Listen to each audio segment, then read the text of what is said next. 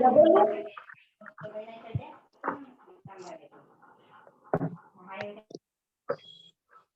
हाँ sir, double loop है, composite. Composite. चलो ये आपके थंब में रहेगा तो आपकी पर्सनैलिटी कौन सी होगी?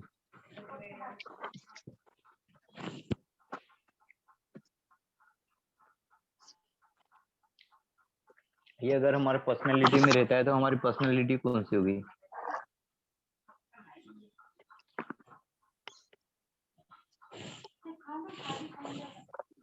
आउल होगा।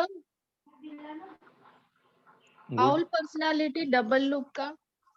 ओके, आउल होगा, ठीक है। और ये आपके एक्वेरियम स्टाइल में आएगा तो एक्वेरियम स्टाइल कौन सी होगी?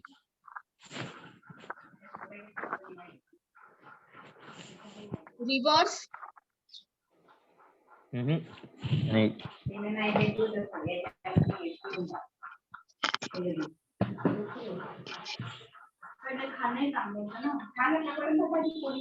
तो रिफ्लेक्टिव डबल लूप होगा। कंपोजिट। तो रिफ्लेक्टिव याद नहीं है सर। सर ये सिखाया था आपने? कल बताया था मैं आपको। कल बताया, ओके। हाँ, मैंने तो ऑडियो सुना पर मुझे नहीं है पता चला। तो या तो सेल्फ कॉग्निटिव होगा सर। या तो नहीं, सेल्फ कॉग्निटिव। सेल्फ कॉग्निटिव होता है। अगर ये आपके फिंगरप्रिंट में आता है एक्वेरियम स्टाइल, अगर ये फिंगरप्रिंट रहेगा तो वो सेल्फ कॉग्निटिव होगा, ठीक है।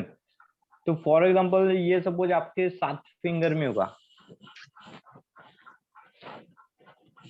तो आप 70% क्या होगे? सेल्फ कॉग्निटिव, खुद के काम खुद करने के लिए, खुद के टारगेट को खुद डिसाइड करोगे। ये अगर आपके पर्सनालिटी टाइप में आता है, डबल लूप पर्सनालिटी में आता है तो ड्यूअल थॉट को हम कैरी करते हैं, डबल नेचर को कैरी करेगा, ड्यूअल थॉट रखेंगे। ये लोग अच्छे सलाहकार होते हैं क्योंकि अच्छे से सीख के इनका एनालिसिस इतना अच्छा होता है कि सोच समझ कर लोगों को अच्छे से आंसरिंग करते हैं। तो इसकी कैरेक्टरिस्टिक आप अगर देखोगे, अपने मैंने आपको एक पीपीटी भेजा है, उसमें इसकी कैरेक्टरिस्टिक दिखनी है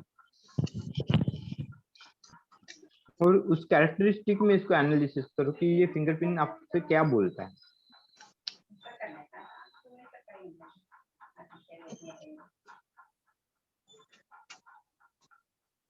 ये क्यूरियस प्लानर बता रहा है, रिलायबल लॉजिकल थिंकर, फिर परफेक्शनिस्ट भी बता रहा है उसको। हाँ, इसको जब तक कार्य जो होते परफेक्ट से नहीं दिखाई देते तब तक ये काम नहीं करेगा, परफेक्ट नहीं होगा। इसको काम भी परफेक्ट चाहिए और इसके साथ लोग जो रहेंगे उनमें भी वो काम को परफेक्टनेस दिखेगा। साथ में फोकस ऑन एक्यूरेसी, यानी लोग सही से काम कैसे करेंगे। जैसे आपको डीएमआईटी भी सीखना है और आपके उंगली में पैटर्न है, आप बोलोगे सर ये मत बताओ, पहले कंसेप्ट को तो समझो आपको कैसे ये वर्क करता है। ये लोग क्या बोलेंगे, सर पहले हमको कंसेप्ट तो समझाओ कैसे वर्क करता है।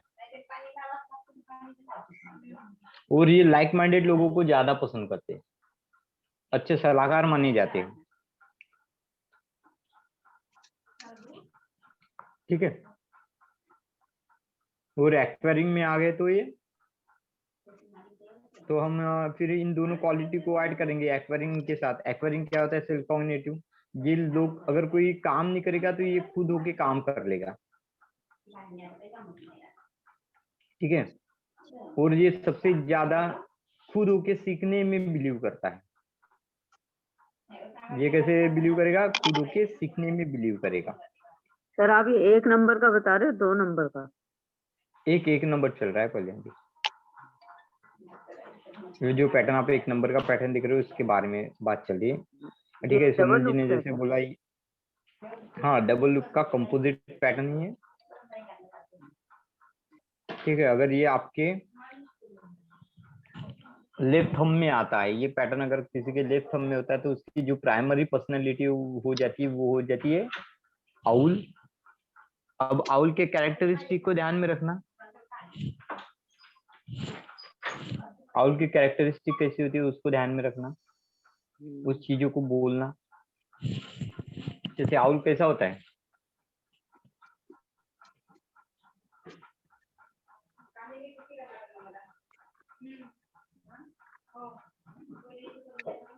एनालिटिकल ब्रेन और जो ज्यादा सोच समझ के, लॉजिकल, कम रिस्क लेने वाला, ज्यादा यानी डिसीजन लेने में ज्यादा समय लेगा, परफेक्शन को देखते हैं, जो अच्छा होता है वही परफेक्शन को करते हैं। देखेगा।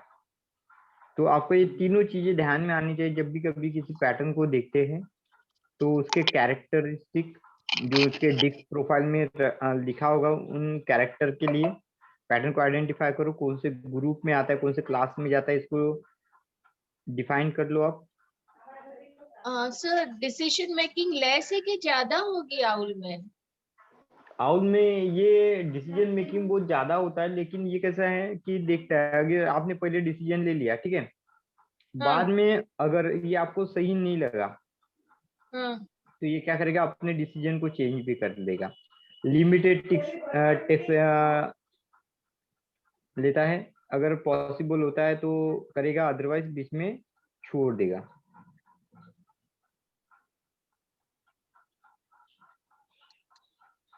अगर ये ठीक है। लेफ्ट थंब में है, अगर ये लेफ्ट थंब में है तो यानी लोगों को दिखाने के लिए, यानी लोगों को दिखती है पर्सनैलिटी,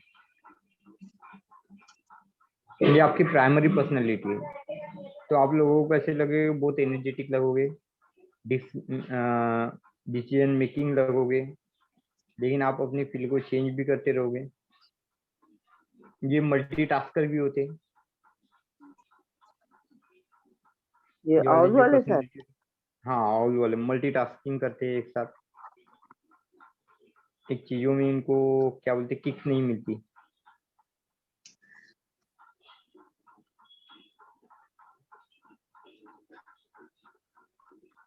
अगर यही आपके सेकेंडरी में आता है तो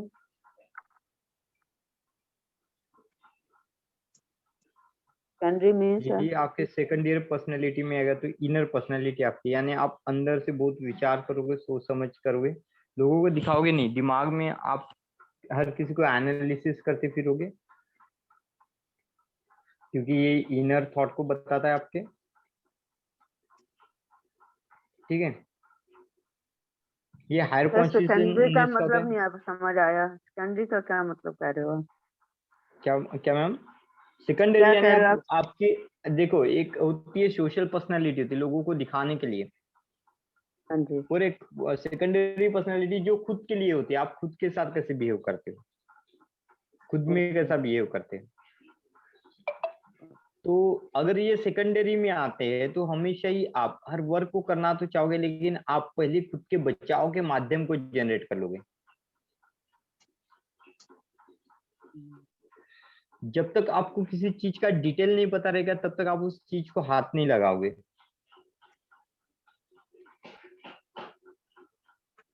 ठीक है,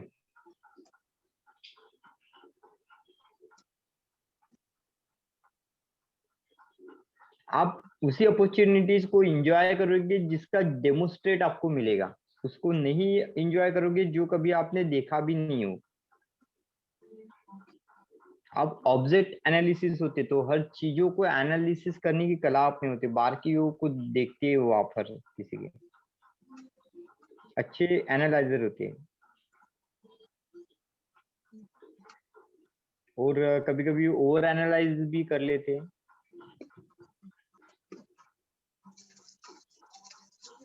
ये जो नेचर होता है हमेशा ही थॉट क्रिएट करता है, यानी सही क्या गलत क्या, ये ज्यादा कॉम्पेटिबल बोलते हैं ना, कंपैरिजन ज्यादा करता रहेगा। तो इसके कारण हो सकता है कि बहुत हद तक इसकी डिसीजन मेकिंग एबिलिटी जो होती है वो कम होती है। डिसीजन मेकिंग एबिलिटी यानी डिसीजन लेने में समय ज्यादा लगाता है ये।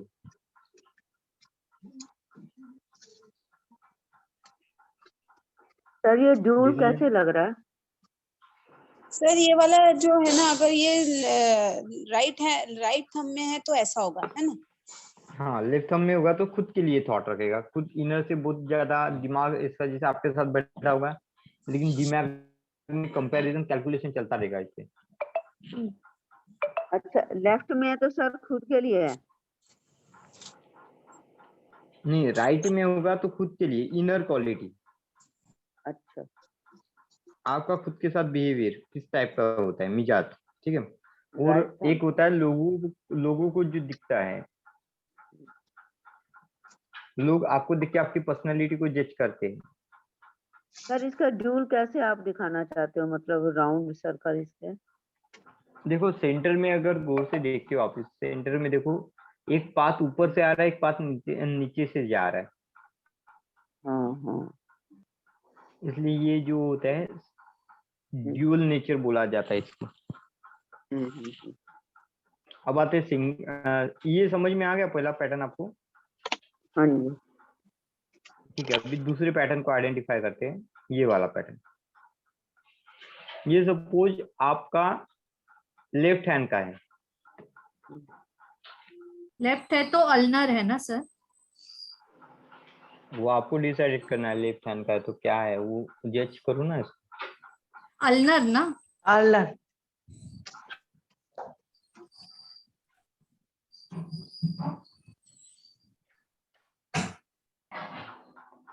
सोच के बताओ।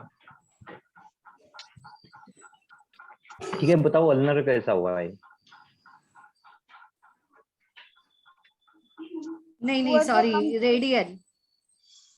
towards the thumb जा रहा है सर ये। हाँ रेडियल होगा ना? टुवर्ड द थंब कैसे जा रहा है? आप अपना लेफ्ट हैंड को उठाइए। लेफ्ट है ना?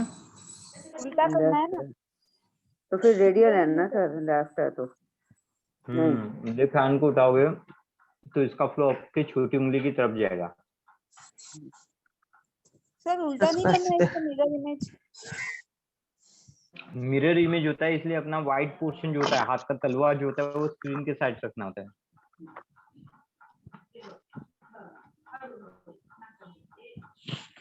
ये तो कंफ्यूजिंग हो गया सर, नहीं आया समझ में, फिर से समझाओ ये चीज। अपना जो हाथ होता है ना, हाथ, हाँ, जो हाथ का पैटर्न बोलते हैं, वो हाथ को उठाना। लेफ्ट हैंड उठाया। हाँ, तो उसका जो तलवा रहता है, अपना हाथ का तलवा जो रहता है ना, हाँ प्लाम जो रहता है, प्लाम, वो हाँ, स्क्रीन के सामने रखो। स्क्रीन के सामने रखा, ओके। हाँ, तो अब देखो उस पैटर्न से इसका फ्लो कौन से साइड में है। सब तो आ रहा है सर, पर मैंने तो क्या किया, ये स्क्रीन को उल्टा कर दिया। हाँ, आपने उल्टा किया था ना, तो इसको ऐसा पकड़ना है। ठीक है, कोई जो भी आया हाथ का पैटर्न होता है, तो वो हाथ उठाने का, लेकिन आपका जो प्लाम का साइड है वो स्क्रीन के सामने रहे, यानी जो पैटर्न दिख रहे हो उसके स्क्रीन के सामने रहे। अब आपने जो देखा वो सही है कि नहीं है, इसको देखने के लिए आप सीधा हाथ करके भी उसको देख सकते हो। सीधा हाथ करके आप आंखों में देखोगे तो सेम उसका फ्लो जो होता है उसी साइड में रहेगा, लेकिन ये पैटर्न अभी आपके हाथ में होगा तो ही आपको समझ में आएगा।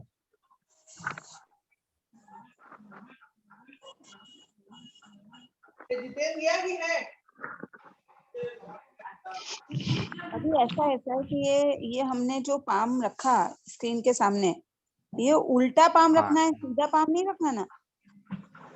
उल्टा रखना है, यानी प्लाम जो होता है, व्हाइट पोर्शन जो होता है, वो स्क्रीन के सामने हो। ओके ठीक है, ठीक है, आया समझ।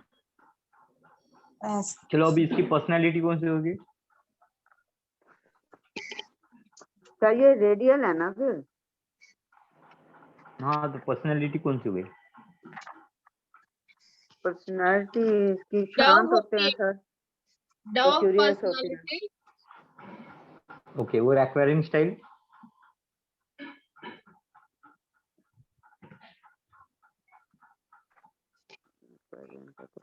Self cognitive. ये रिवर्स हो गए सर, ये रिवर्स थिंकर है। हाँ, ये रिवर्स थिंकर है। ठीक है, क्यों? क्योंकि रेडियल लूप वाला जो छोटी उंगली की तरफ जाता है, हमने देखा एक्वायरिंग स्टाइल में रिवर्स थिंकर होता है। अभी डव और रिवर्स थिंकर की क्वालिटी को मिला के बोलना है आपको, इसकी पर्सनालिटी कैसी होगी, ओवरऑल पर्सनालिटी कैसी होगी। क्योंकि डव शांत नेचर का होता है, पीपल ओरिएंटेड होता है, बराबर है। ये रिवर्स थिंकिंग वाला होता है, लेकिन ये पैटर्न जो होता है रेडियल पैटर्न है, तो रेडियल पैटर्न क्या होता है, रिवर्स थिंकर होता है। तो आप बोलोगे कि बच्चा तो शांत है, लेकिन ये अपने मन के हिसाब से करता है, क्योंकि ये ज्यादा आइडिया फॉर्मेशन करता है। रिवर्स थिंकर है, हमेशा पीपल के ओरिएंटेड, क्राउड के अपोजिट रहेगा। 10 लोग हाँ बोलेगा तो ये अकेला नहीं बोलेगा। दोनों जो क्वालिटी को है, एक्वायरिंग स्टाइल और उसकी पर्सनालिटी में जो कैरेक्टरिस्टिक आती है उसको मिला के बोलना है, तब जाके उसकी कंप्लीट पर्सनालिटी बनती है। क्योंकि क्यों मिला के बोलना है? क्योंकि एक क्वालिटी जो होती है उसकी इनर से आती है, ठीक है, और एक क्वालिटी होती है जो आउटर से वो सीखता है। नई तो नई डव चीजें तो सीखने का भी कैरेक्टर वो रहता है। लेके आया, बराबर है, लेकिन एक्वायरिंग अगर उसका रिवर्स थिंकिंग का होगा, डव तो पीपल ओरिएंटेड बोलते हैं हम, शांत स्वभाव का बोलता है, ठीक है। लेकिन ये रिवर्स थिंक करे तो ये थोड़ा रिसर्चर बुद्धि का होगा, इसके आइडिया फॉर्मेशन बहुत ज्यादा हो गए, तो इसकी आइडिया जो होती है इसके कारण इसके थॉट आउट ऑफ बॉक्स जाके लोगों के समझ में नहीं आएंगे,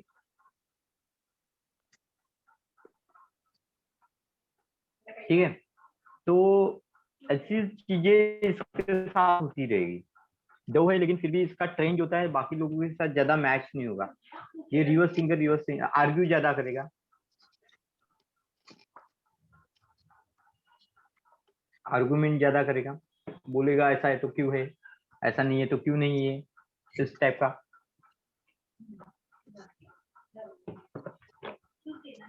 थोड़े वकीली मिजाज के होके एक्सप्लेनेशन मांगेंगे, जो होता है उसके बारे में आर्ग्यू करेंगे और डिफेंस करेंगे खुद को, ठीक है। रिवर्स स्पीकर इसको क्राउड के अपोजिट 10 लोगों के अगेंस्ट भी खड़ा कर दिया तो भी ये अपनी बातों को मनवा के छोड़ेगा, ये इसकी क्वालिटी होती है। समझ में आया इस पैटर्न की क्वालिटी?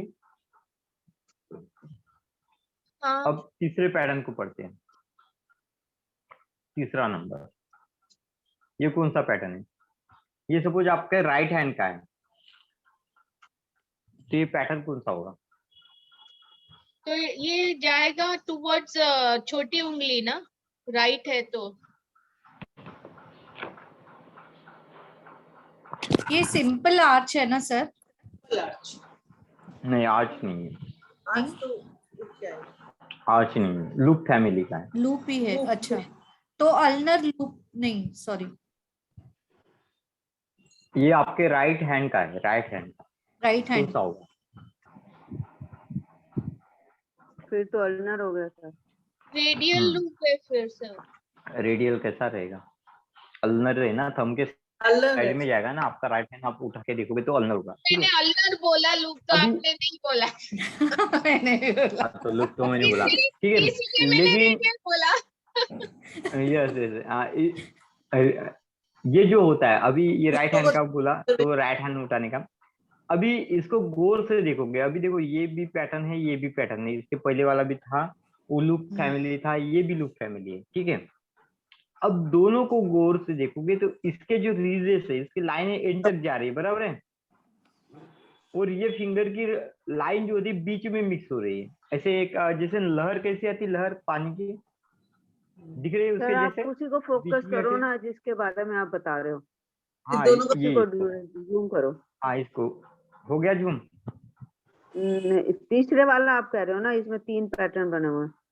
हाँ हाँ, तो ये तीसरा वाला पैटर्न है ना, तीसरा वाला, इसको जूम किया हमने, ठीक है। तो आप अगर इस पैटर्न को गौर से देखते हो तो ऐसे लहर बनी जैसे नहीं लगती आपको, बीच में आके वो लाइन कहीं मिल रही है और वहां से फिर नीचे की तरफ जा रही, समुद्र की लहरों को इमेजिनेशन करो। तो ये जैसे मैंने बोला ये आपके राइट हैंड का है, बराबर है। तो ये लूप फैमिली का नया पैटर्न है, इसको बोलते हैं अल्नर फॉलिंग। क्यों? यहाँ पे फॉल दिख रहा है ना आपको, लहरें उठ के नीचे आ रही है और बीच में ही एंड हो रही है। तो ये नया पैटर्न है, जैसे पहले जो 16 पैटर्न आपने देखे उसमें से ये नया पैटर्न है अल्नर फॉलिंग वाला। है तो अल्नर लूप, ये क्वालिटी भी अल्नर लूप की रहती है, लेकिन इसके जो मिजाज देखे जाते हैं, इसके फिंगरप्रिंट के टाइप को देखा जाता है कि उसके जो फिंगरप्रिंट है पूरे एंड तक नहीं जा रहे हैं। जैसे ये पहला वाला देखो एंड तक जा रहा है लहर, यानी उसकी हर रीजन एंड में जा रही है। यहाँ पे देखोगे तो बीच में रुक रही है और बीच में से वो मिलके फिर एंड तक जाएगी। इसलिए इस पैटर्न को फॉलिंग पैटर्न बोला गया है। ये लूप फैमिली का नया पैटर्न है। अल्नर फॉलिंग और रेडियल फॉलिंग, ऐसे दो लूप आते हैं इसमें। तो ये हमने जो बोला कि राइट हैंड की तरफ है, थंब की तरफ इसके फ्लो है, इसलिए ये हो गया अल्नर फॉलिंग लूप ही है, अल्नर लूप है, लेकिन उसमें क्या होगा, अल्नर फॉलिंग इसका नाम रहेगा।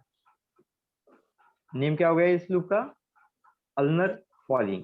क्वालिटी सर सेम आप वही रहेगी सर आप अल्नर की जो भी सेंटर हो। वाले के बारे में बता रहे हो या लास्ट वाले के बारे में बता रहे हो? पहले ये ये बताओ। थर्ड कौन नंबर, सा थर्ड नंबर, ये सर थर्ड नंबर वाला, थर्ड नंबर, हाँ सेंटर सर वाला, थर्ड नंबर वाला, थर्ड नंबर वाला। हाँ, नंबर नहीं दिखाई दे रहे हैं। हाँ नीचे में नहीं दे देखो, रहे सर, मैं तो सेंटर अभी वाले दिख को रहा है, समझ गई। हम भी सेंटर वाले समझ रहे अभी थे। अभी अभी दिख रहा है 3 उसके ऊपर नहीं वाला। हाँ जी, आप दिख रहे हैं। हाँ जी, मेरे को तो नहीं दिखा। नीचे 3 लिखा हुआ है।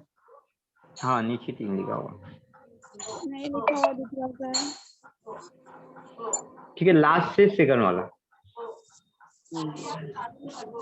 देखो इसको क्या लगता है, इस फिंगरप्रिंट को देख के आपको, जैसे सर लूप ये वो नहीं है जो हम बजाते हैं, वो शंख शंख जैसा नहीं है?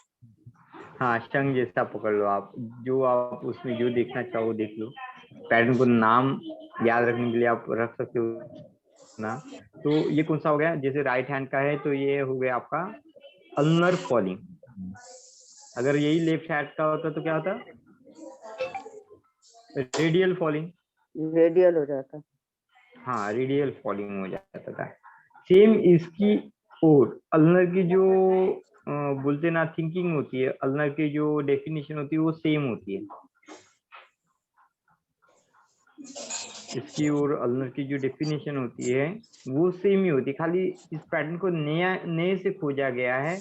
और इस टाइप की पैटर्न जो होती है अल्नर फैमिली में इंट्रोड्यूस हुआ है। सर इसका नाम क्या बताया? अर्नर फॉलिंग, स्पेलिंग स्पेलिंग बोलना। है सर? FALLING, फॉलिंग, फॉलिंग वाला नीचे आने वाला, अच्छा, फॉलिंग, फ्लो वाला, फॉलिंग, फॉलिंग वाला। ओके। तो इसकी पर्सनालिटी टाइप कौन सी हो जाएगी, ये नया पैटर्न है, हाल ही में फिंगर में ये, इसका डिस्क्रिप्शन नहीं मिलता है आपको ना, ही पुराने जमाने के पीपीटी में देखोगे तो ये मिलेगा आपको, ये नए इसमें मिलेगा आपको।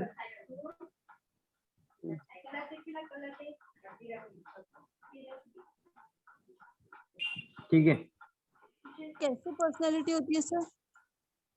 डव जैसी, डव की फॉलिंग में देखो अल्नर आया तो अल्नर की प्रॉपर्टी को ध्यान में रखो। सर लेकिन ये नीचे नहीं जा रहा है ना, साइड में जा रहा है, तो भी उसको हाँ फॉलो। इसलिए तो फॉलिंग बोल रहे हैं ना इसको। अच्छा, नीचे जाएगा तो वो नहीं है, सिंपल है, अल्नर हो जाएगा, प्लेन अल्नर हो जाएगा। प्लेन अल्नर है, साइड में जा रहा है फॉलिंग है।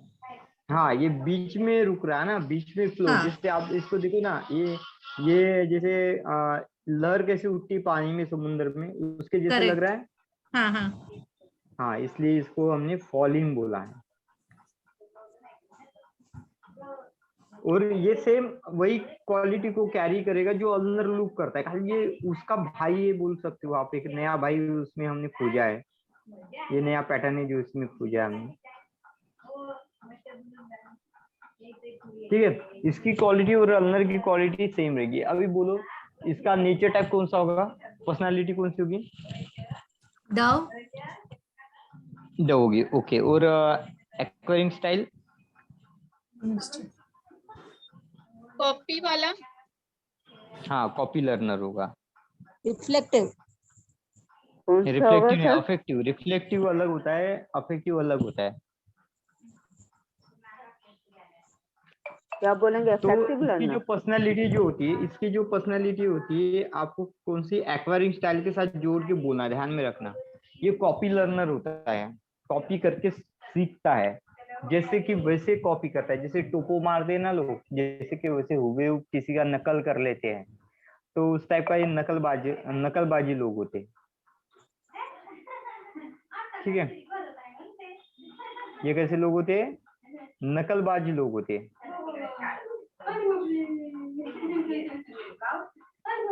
सर ये रिस्क नहीं लेते ना,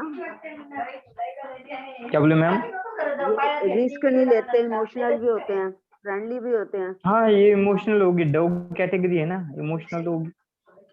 सर अफेक्टिव और रिफ्लेक्टिव में एक जरा सा बता दो, हल्का सा याद आ जाएगा। अफेक्टिव यानी क्या होता है, वो कॉपी लर्नर होता है। रिफ्लेक्टिव यानी जेलेसी फैक्टर से सीखेगा। दोनों भी पीपल ओरिएंटेड ही होती है, लेकिन क्रिया अलग होती है। ये लोगों को कॉपी करता है और ये लोगों को कॉपी नहीं करेगा, लोगों से हट के रहेगा। जैसे आगे वाले ने किया ना, वो उससे हट के काम करेगा। फैक्टिव कॉपी करता है, हैं? हाँ, अफेक्टिव कॉपी करता है। रिफ्लेक्टिव क्या करता है, लोगों को ऑप्शन करता है, लोगों को देखता है और उसको क्या बोलते हैं, लोगों को ऑब्जर्व करके रिएक्शन देता है। ओके, तो सर ये कौन से वाले में होता है? रेडियल नहीं, रेडियल नहीं, ये किसमें होता है? लूप। हाँ, रिफ्लेक्टिव किस में होता है सर? रिफ्लेक्टिव होता है आर्च में, ओके, अफेक्टिव होता है अल्लर लूप में।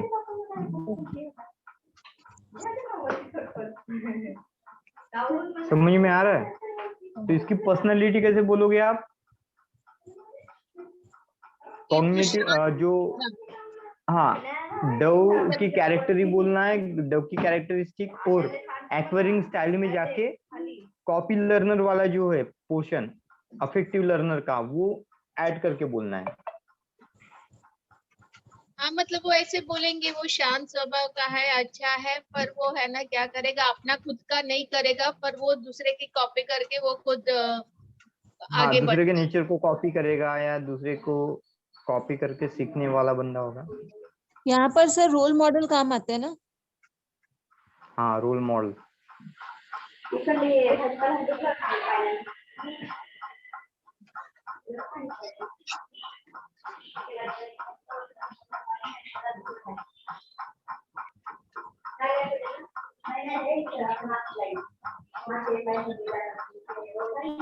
समझ में आया? हाँ, कुछ कंफ्यूजन हो रहा है? कंफ्यूजन होगा तो बोल देना कि ज्यादा नहीं पढ़ेंगे, उतनी ही पढ़ेंगे फिर, नहीं क्योंकि सर, बल्क क्या ज्यादा होता है, क्वांटिटी पढ़ना है, ऐसे अच्छा क्वालिटी पढ़ो। डव सर का पर्सनालिटी अलग है और अक्वायरिंग स्टाइल, जैसे लास्ट फिंगरप्रिंट में डव शांत रहता है, बट अक्वायरिंग में वो थोड़ा सा ये था, रिवर्स थिंकर, किसी का नहीं सुनो, वो हाँ, रिवर्सिंग करो, होता यस है यस ना। यस।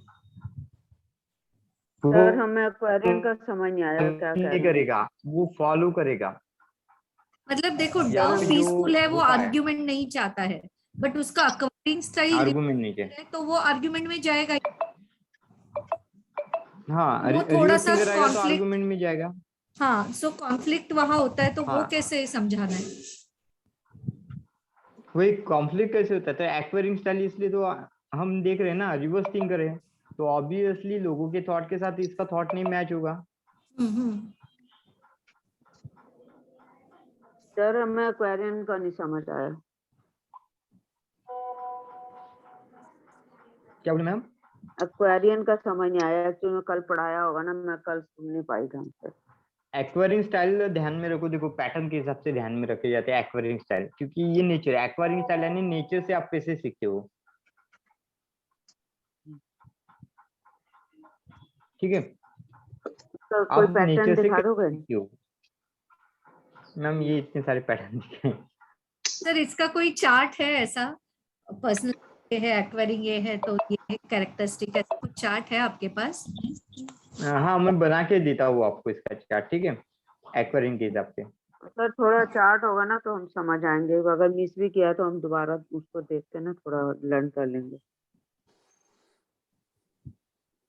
अब एक्वेरियन आप कह रहे हैं, मुझे नहीं पता एक्वेरियन क्या होता है।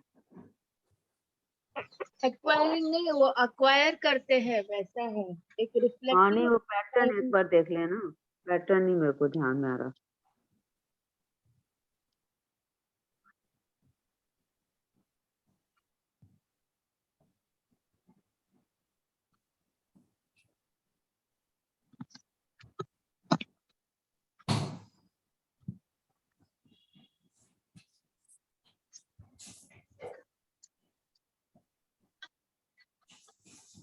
हाँ, ये यहाँ से पता चलती है। देखो अगर आर्क पैटर्न है तो रिफ्लेक्टिव रहेगा, अल्नर पैटर्न होगा तो अफेक्टिव रहेगा, रोल पैटर्न साथ में रेडियल पैटर्न जो होता है, ठीक है, उसको पकड़ के जितने भी रेडियल पैटर्न होता है, रोल पैटर्न में कौन से पिकॉक आई पैटर्न आते हैं आपके, ठीक है, peacock eye, target centric whorl, spiral whorl. Sir हम और इनका प्रिंट आउट निकलवा लें? हाँ, निकाल सकते हो। एक काम करो, ये आपको कंफ्यूज करेगा ना, मैं इसको अच्छे से बना के देता हूँ, विद डेफिनेशन बना के देता हूँ आपको। और ये तो सर बहुत शॉर्ट में है। डेफिनेशन भी, हाँ, ये बहुत डेफिनेशन शॉर्ट भी में है ना। पिक्चर भी साथ हो। हाँ, पिक्चर और डेफिनेशन साथ हो, यानी एक एक पैटर्न का टाइप डाल दूंगा, हाँ जिससे जी, हाँ पिक्चर जी। हर एक पैटर्न के टाइप तो नहीं लगा सकते अपन, लेकिन मोस्टली पैटर्न के टाइप में लगा के आपको ये दे दूंगा। हाँ, तो थोड़ा इजीली समझ आ जाएगा, और बता सको तो थोड़ा लॉजिक भी बता, साथ में बता देना। हाँ, लॉजिक तो मैंने बताया। लॉजिक को मैंने क्या बोला, पैटर्न के हिसाब से मैंने आपको बताया ना लॉजिक। हाँ जी, पैटर्न ठीक है। को बाकी देखना, आप ठीक है, पैटर्न के उंगली साथ में। हाँ उसका थोड़ा बता दीजिए। लॉजिक तो चलो पता चल गया, देखो, अल्नर रेडियल एक्वायरिंग और सब। पर्सनालिटी को कैसे आइडेंटिफाई करते हैं, पहले मैंने बताया। पर्सनालिटी को आइडेंटिफाई कैसे करते हैं, पहले ध्यान में रखो, ठीक है। अगर किसी के थंब में अल्नर या रेडियल लूप होता है तो उसकी पर्सनालिटी हो जाएगी डव। ठीक है जी। अल्नर, ठीक है। पर्सनालिटी के बारे में बता रहा हूँ, पर्सनालिटी के बाद ध्यान में रखो, ठीक है। बट लेफ्ट ना बाद सर? कोई भी, लेफ्ट या right. Left is outer, right is inner. हाँ, इनर, खाली पर्सनालिटी चेंज हो जाएगी, एक आउटर में आ जाएगी, एक इनर में। लेफ्ट या राइट थंब में अगर आपके अल्नर या रेडियल लूप होता है तो आपकी पर्सनालिटी कौन सी हो जाएगी, डव। डव, हाँ। ठीक है। अगर आपके थंब में लेफ्ट या राइट में अगर सपोज डबल लूप पैटर्न होता है, डबल लूप पैटर्न में 3 पैटर्न आते हैं। कौन से? डबल लूप, कंपोजिट और इम्प्लोडिक, ऐसे 3 पैटर्न आते हैं। कंपोजिट और इम्प्लोडिक। हाँ, इम्प्लोडिक। इम्प्लोडिक। ओके। तो ये जो पैटर्न आते हैं, ये 3 पैटर्न आते हैं। तो ये जो 3 पैटर्न आपके आएंगे तो ये जो इसकी पर्सनालिटी टाइप होगी वो होगी आउल। आउल। पर्सनालिटी टाइप क्या हुई? आउल। आउल। ठीक है। अब बात करते हैं रोल पैटर्न की। रोल पैटर्न में कौन सा आता है? Target centric whorl, spiral whorl, elongate target centric, elongate spiral, peacock eye ulnar, peacock eye radial, ठीक है, और एक्सीडेंटल। ये पैटर्न, जितने भी पैटर्न मैंने आपको बोले, ये पैटर्न अगर जहाँ पे रहते हैं तो उसका जो पर्सनालिटी टाइप हो जाता है वो होता है ईगल। पर्सनालिटी टाइप क्या हो जाएगा? ईगल। चाहे सर ये राइट में और लेफ्ट में कुछ भी हो। हाँ, लेफ्ट में रहेगी तो देखो आउटर पर्सनालिटी है, और राइट में रहेगी तो इनर पर्सनालिटी, पर लेकिन पर्सनालिटी तो वही रहेगी। हाँ जी, हाँ जी। बाद में इनर आउटर से उसको रिलेट कर लेना। हाँ जी, हाँ जी। बाद में जिसने इसमें आर्क पैटर्न होते हैं, आर्क में हमने 4 टाइप के आर्क देखे हैं। कौन सा आर्क देखा है हमने? Simple arc, tilted arch, arch with ulnar, arc with radial. ये पैटर्न जिसके इसमें आते हैं, जितने आते हैं, बराबर है, तो वो पर्सनालिटी टाइप क्या हो जाएगी? पिकॉक हो जाएगी। ठीक है। मैं ऐसा आपको बना के दूंगा पैटर्न, उसके कैरेक्टर, ऐसा बना के दूं मैं आपको, जो आप और सर उसमें एक्वायरिंग स्टाइल भी डालिए, वही ज्यादा स्टाइल। हाँ, अगर ये आएगा तो एक्वायरिंग स्टाइल कौन सी आएगी वो बना के दूं मैं आपको। सर, और फिर हमारा टेस्ट लीजिए। सर आपके पास कोई एक्वेरियम स्टाइल की पिक्चर है तो दिखा दो प्लीज। एक्वेरियम स्टाइल की कोई पिक्चर नहीं है, तो लॉजिक से हमने डेवलप किया है इसको। ठीक है, तो वो ठीक है, मैं आपको वो दे दूंगा। ठीक है, उसकी पर्सनालिटी कौन सी आएगी, एक्वेरियम कौन सी आएगी, हर फिंगरप्रिंट के टाइप के हिसाब से।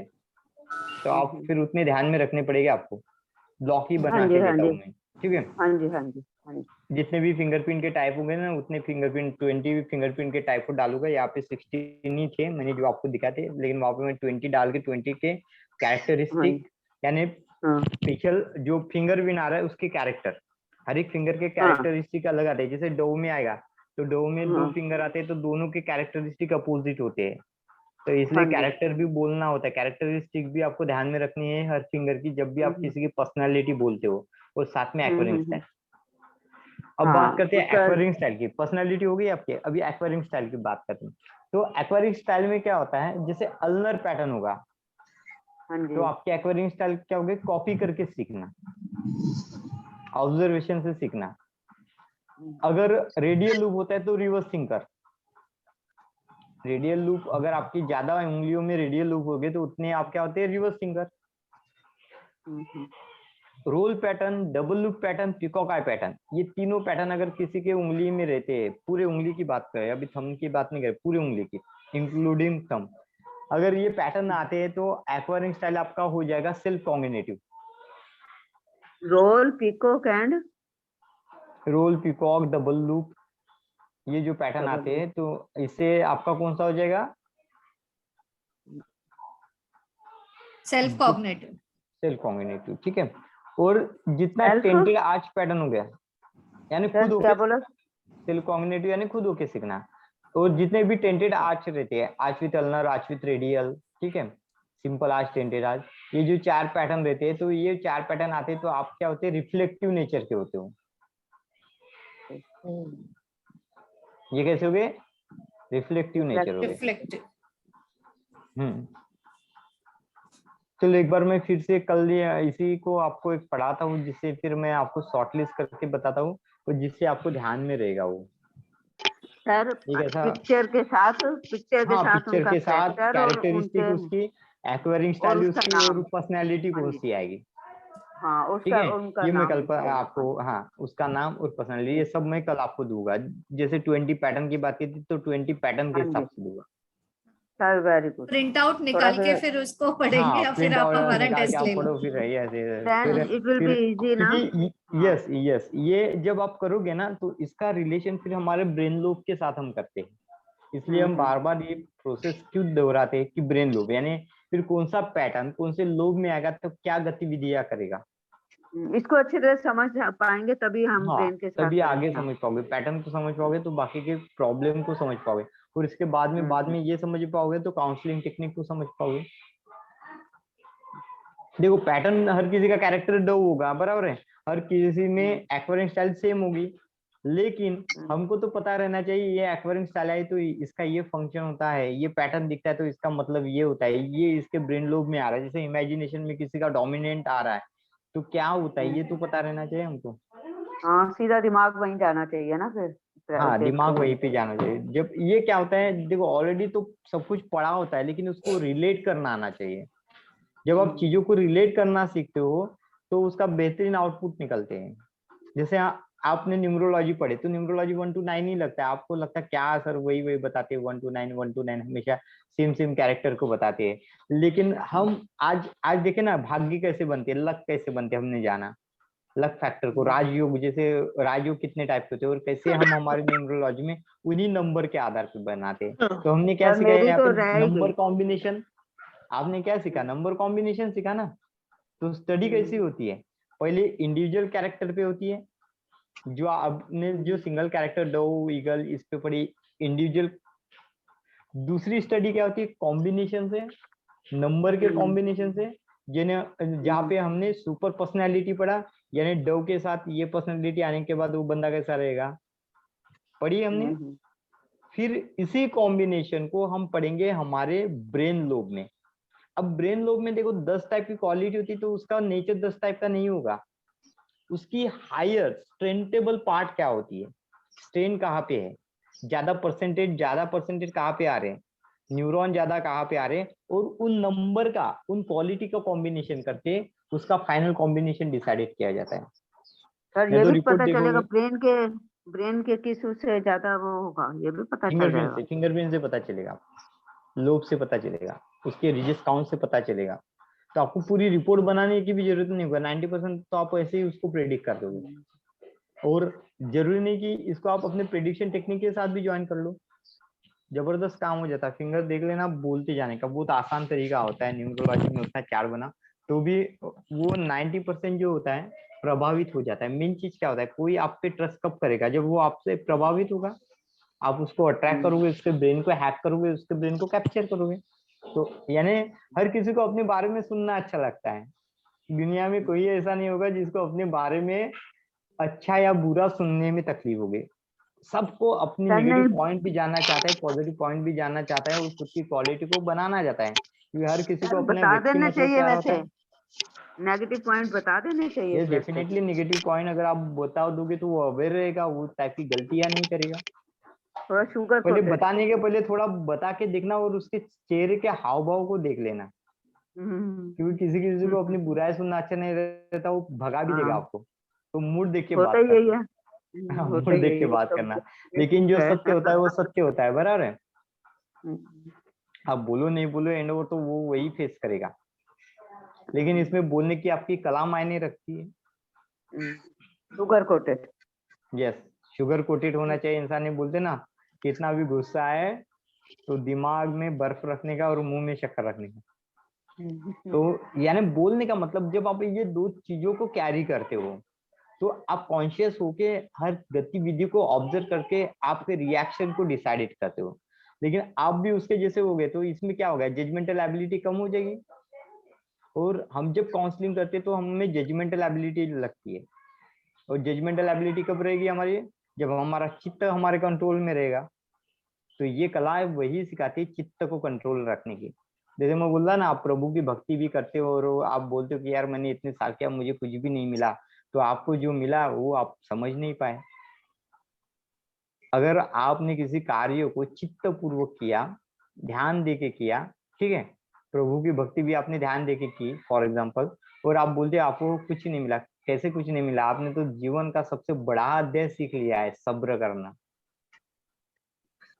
आगे वाले से नहीं मिला फिर भी आपने आपकी बॉडी की क्षमता की एंडिंग तक आपने खुद में सब्र को रखना सीखा। और हर काम को करने में सब्र ही काम में आता है। सब्र आपको समझने की कला देती है। बोलते ना, बोलने के पहले सुनना सीखो। यानी आप जब सुनने की हैबिट को डेवलप करोगे तो आप बाकियों से, जो बोल रहा है आगे वाला जो स्पीकर होता है जो बोलता है, उसकी खूबियों को भी पकड़ लेते हो, उसके नेगेटिव पॉइंट को भी पकड़ लेते हो और दिमाग में सैग्रीगेट करते हो। दिमाग में क्या करोगे, आप उसको सैग्रीगेशन करोगे। हाँ, ये पॉइंट इसके लिए होगा, ये पॉइंट इसके लिए होगा, और जो पॉइंट नहीं होगा वो आप डिस्कस करते रहोगे। अगर यही सुनने की कला आप में अगर नहीं रहेगी तो क्या होगा, आप आधी अधूरी बातों पे ही डिस्कस करते रहोगे, तो उस चीज की डेप्थ तक नहीं उतर पाओगे। उस चीज पे डेप्थ तक नहीं उतर पाते। इसलिए बोलते ना, लाइफ में जो भी कुछ चीजें करते हो वो आपको हमेशा सिखाती ही सिखाती है। लेकिन वो आप पे निर्भर करता है आप उसमें से क्या सीखते हो।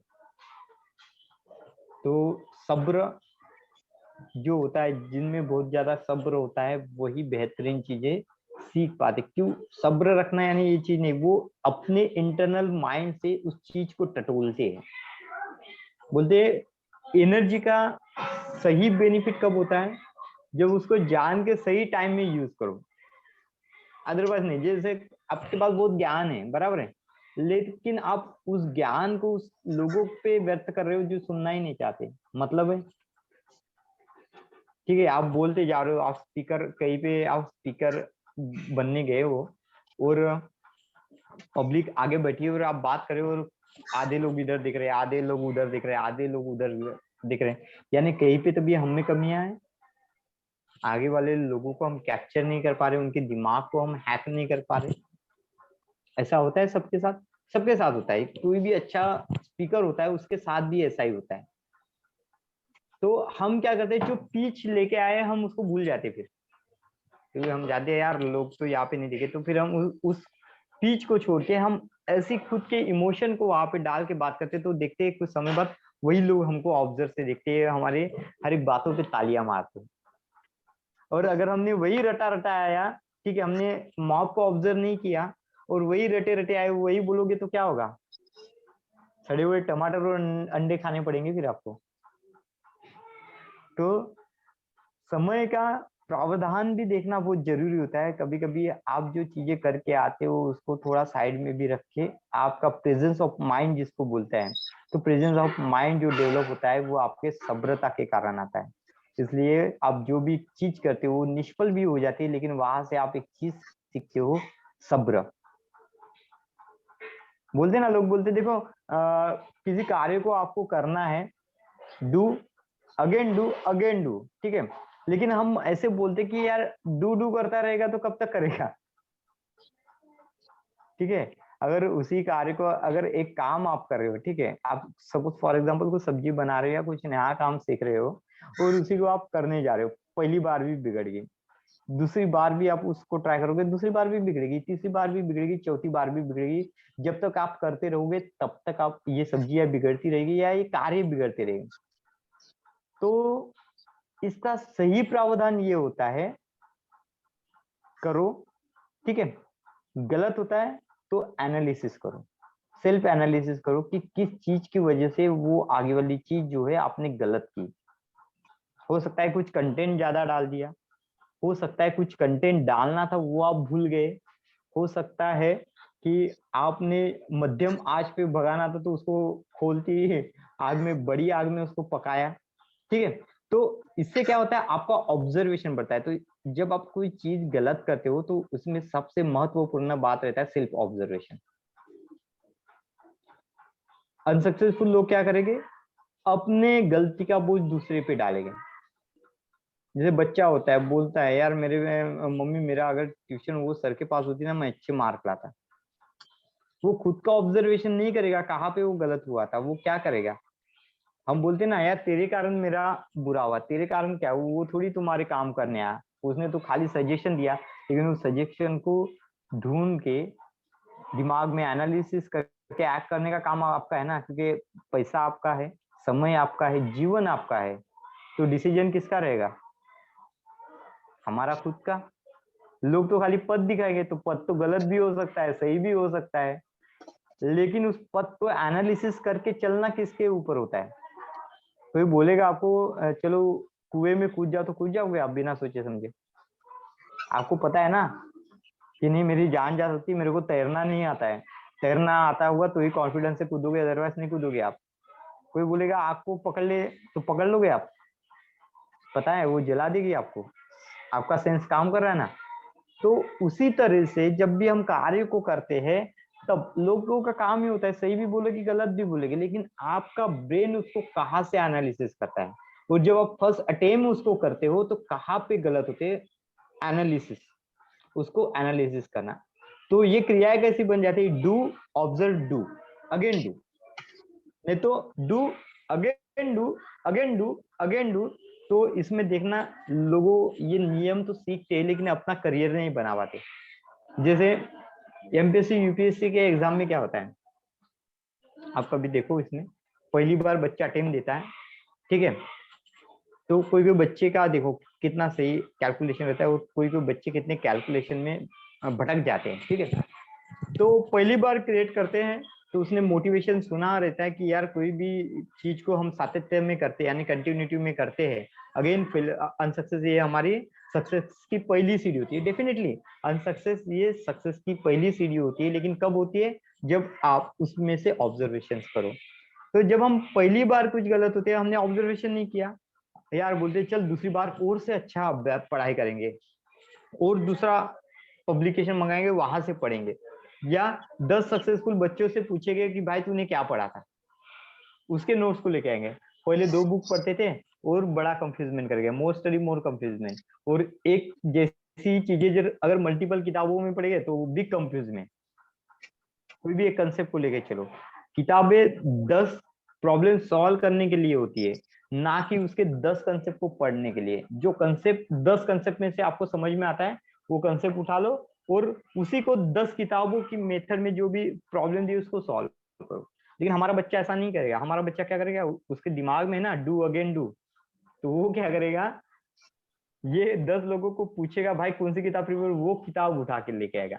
जब स्कूल में बच्चे होते देखो एक हैबिट होती थी, हमें भी थी, ऐसे नहीं बोलता कि हम भी बच्चे थे ना, इसलिए बचपन से ही सीखे हो गए, हमने गलतियों से सीखे हो गए। तो टीचर के हाथ में जो किताब रहती थी ना और टीचर टेस्ट लेते थे तो हम पहले ही वो किताब लाइब्रेरी से उठा लेते थे, बोलते थे चल यार 100% मार्क कवर कर लेंगे, लेकिन वहां पे आते नहीं थे 100% मार्क। देखे आपने कभी ऐसे किया आपके स्कूल के लाइफ में, कॉलेज के लाइफ में किए, ठीक है, नहीं किए, हमने बहुत किए, ठीक है। टीचर के हाथ में जो किताब रहती थी वही खरीद के लाते थे, यानी साला टीचर यही से किताब निकालेगा, क्वेश्चन यही से निकालेगा। तो इस तरीके से डू अगेन डू, ये इसलिए फेलियर हो गया क्योंकि हम तो कार्य को करते जा रहे हैं और हम क्या कर रहे हैं, उसको मेजर नहीं कर रहे कि कितने ड्यूरेशन में मुझे उस कार्य को सफल करना है, कितने ड्यूरेशन में आपको वो कार्य को सफल करना है, ये आप नहीं जान पा रहे हो ना।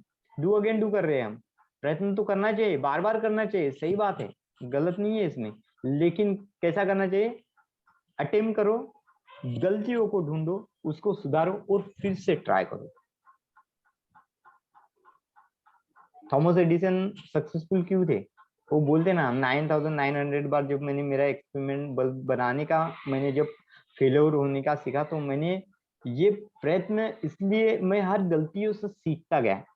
लोग बोलते यार तुम इतने गलत हो के फिर वो एक्सपेरिमेंट को क्यों नहीं छोड़ दिया? तो उसने बोला कि हर एक्सपेरिमेंट के बाद मैं कुछ सीखा, तो मैं गलत नहीं हुआ, मैंने क्या किया, उस एक्सपेरिमेंट को इम्प्रूव किया।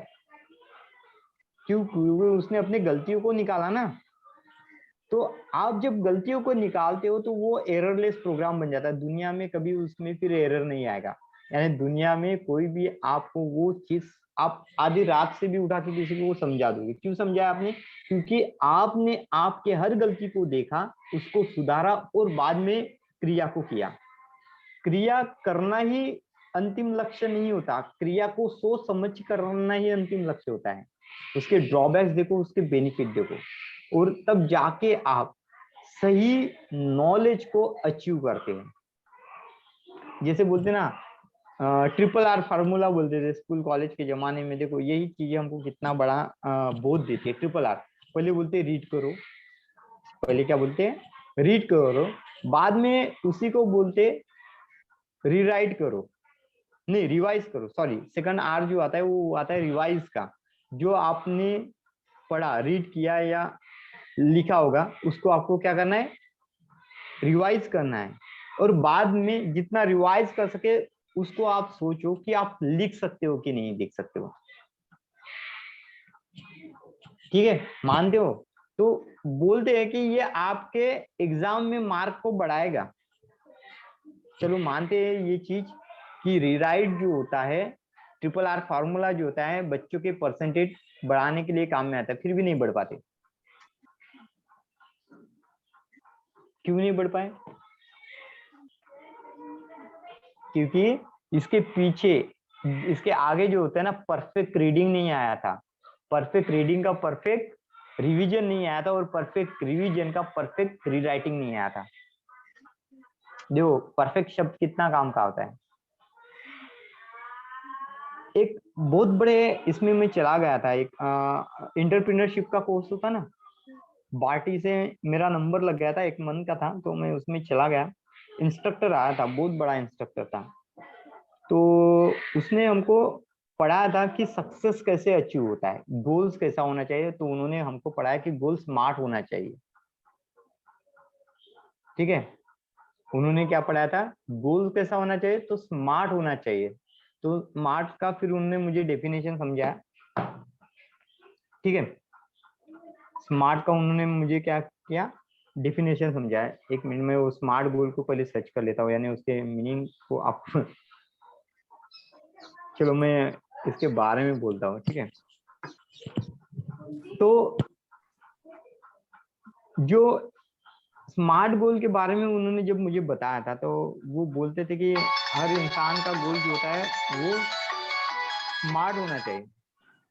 गोल कैसा होना चाहिए, स्पेसिफिक, मेजरेबल, अचीवेबल, रिलेवेंट। हाँ चलो मैम ने पढ़ लिया। ठीक है, तो स्पेसिफिक होना चाहिए, यानी जो आप करना चाहते हो फिक्स होना चाहिए, बराबर है। स्पेसिफिक यानी जो आप करना चाहते हैं वो फिक्स गोल होना चाहिए, और आपको मेजर करना चाहिए, स्पेसिफिक।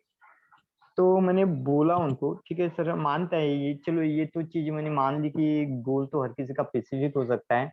तो मैं बोला ऐसे कुछ एग्जांपल मुझे बताओ जिनका गोल स्पेसिफिक था। आप बता सकते हो ऐसे कुछ एग्जांपल जिनका गोल ही स्पेसिफिक था? मतलब परसेंटेज अगर मुझे एसएससी में चाहिए तो 98, 99 स्पेसिफिक, सिर्फ 90% स्पेसिफिक था, ऐसा नहीं 90% था, हाँ। बराबर है। लेकिन आपने, ठीक है स्पेसिफिक था वो गोल, तो आपको पता है 90 है, आपने तो स्पेसिफिक लेके चले थे। पता है आपको 90 आएगा। तो मैंने बोला ये स्मार्ट जो है ना, ये खाली किताबों के तौर पे पढ़ना अच्छा लगता है, तो उसने मुझे क्लास से बाहर भगा दिया। मैंने क्या बोला था उसको कि स्मार्ट है तो ये सब किताबों में ही अच्छा लगता है, ये ऑलरेडी में रियल में इसका कोई वैल्यूएशन नहीं है, किताबें पढ़ने में अच्छा लगता है, क्योंकि मैंने बहुत सारे ट्रेनिंग कर लिए थे। तो हम स्मार्ट गोल कॉर्पोरेट ट्रेनिंग भी किया था, 30,000 दे के भी ट्रेनिंग कर लिया था, सबने बोला था। और जब मैंने इसको किताबों में एनालिसिस किया, मैंने बहुत सारे फिर जितने भी सक्सेसफुल पर्सन हुए थे उनके चरित्र के बारे में पढ़ा, तो मुझे ऐसा एक भी पर्सन नहीं लगा जिनका गोल फिक्स था, स्पेसिफिक था। कोई भी एक नहीं, सिंगुलर कोई भी पर्सन नहीं, कोई भी पर्सन नहीं जिसको उसका गोल स्पेसिफिक होगा। नहीं, वो सर स्पेसिफिक इसलिए जब तक आपका आप डिसाइडेड करो। यस, आप ऐसे बोलते गोल को निर्धारित करने के लिए जब तक आप किसी टारगेट को जज नहीं करोगे तब तक आप उसको अचीव नहीं कर सकते, बराबर है।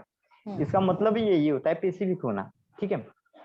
यानी एक जिस चीज में, जिस फेज में, यहाँ से जैसे नागपुर जाना है तो आपको कैसे जाना है, यहाँ से प्लान करके जाना पड़ेगा, वो होगा स्पेसिफिक गोल्स, बराबर, मानते हो।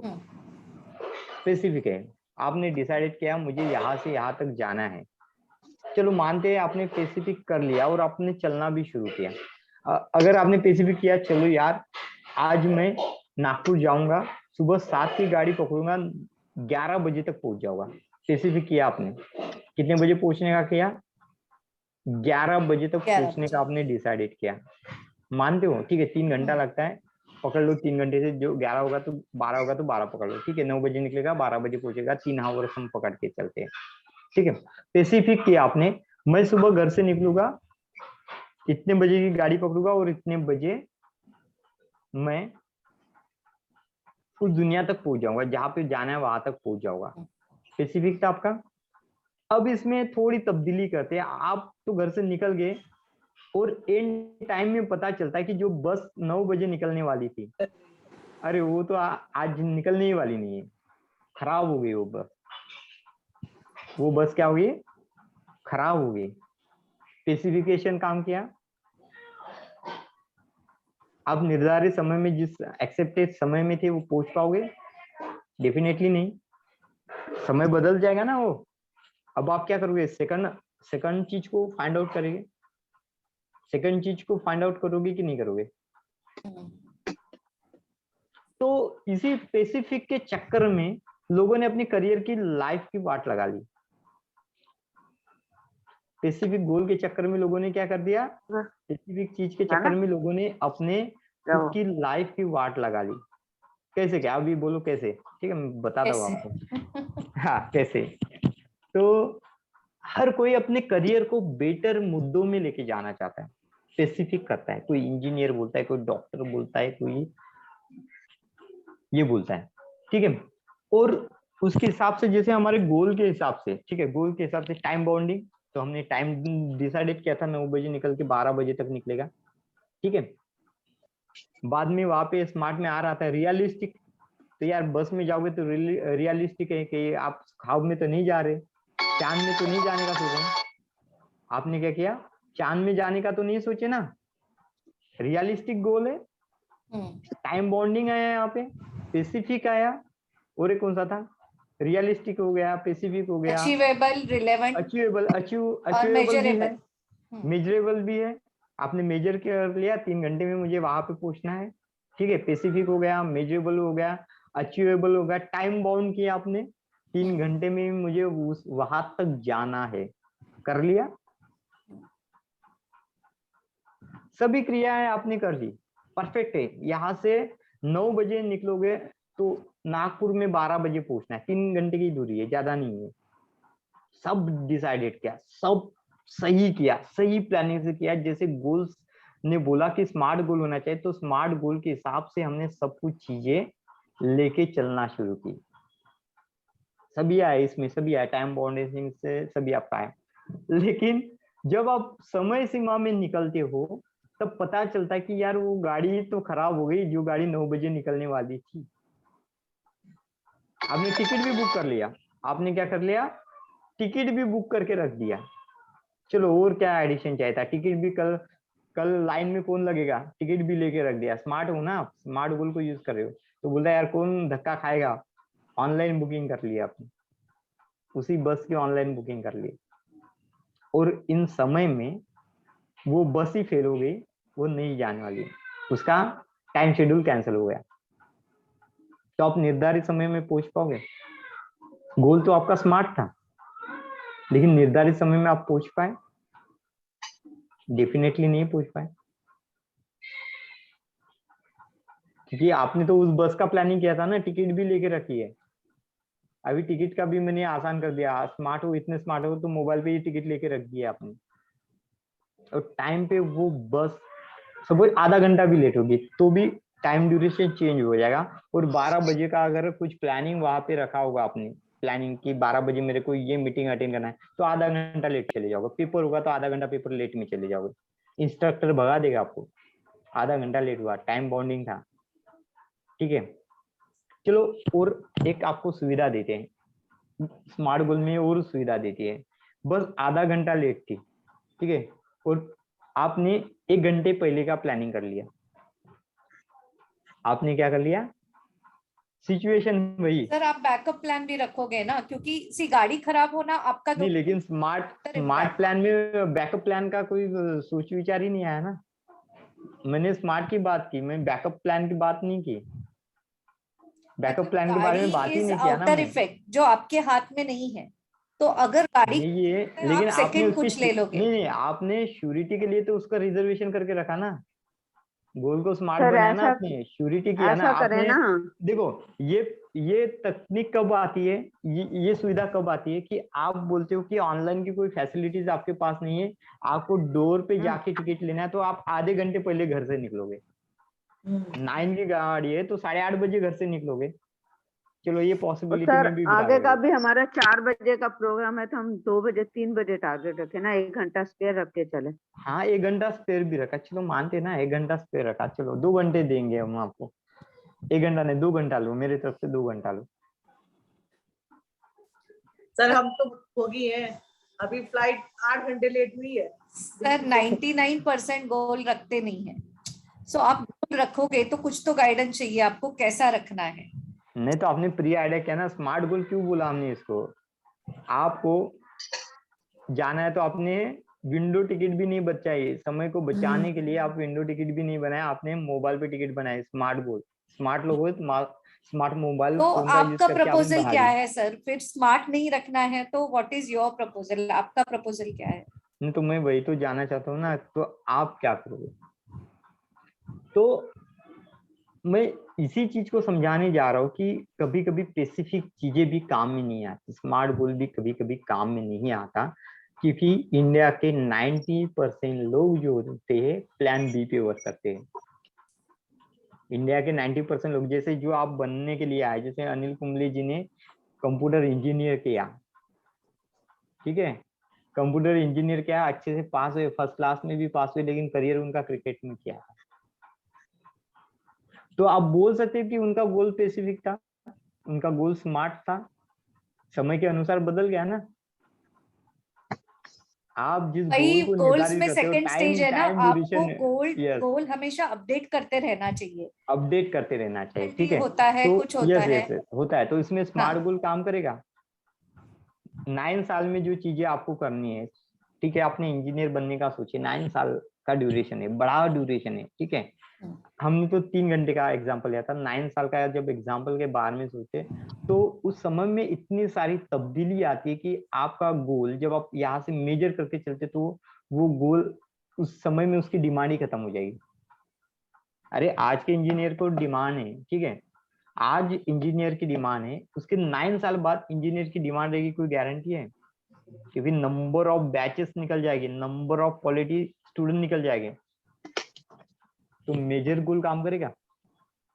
इसीलिए आपको गोल्स को रिव्यू और अपडेट करते रहना है, रिव्यू और अपडेट करते सेकंड रहना स्टेज पड़ता है कि आप गोल बनाओ, स्मार्ट गोल बनाया, बट आपको उसको टाइम टू टाइम रिव्यू और अपडेट भी है, करना। रिव्यू और अपडेट करना पड़ेगा, हाँ। ठीक है।